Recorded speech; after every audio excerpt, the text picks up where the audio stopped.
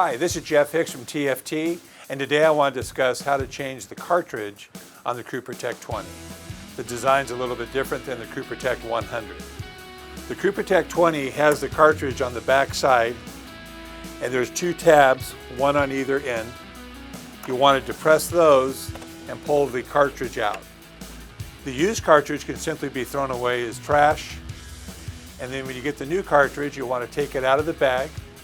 You want to identify where the RFID sensor is, and that will go to the bottom of the unit. You then simply keep that at the bottom and you push the cartridge in until you hear it click.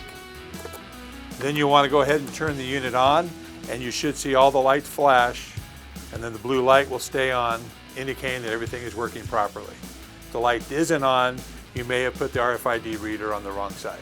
If you have any other questions, visit our learning hub at tft.com. Thanks for watching. Have a great day.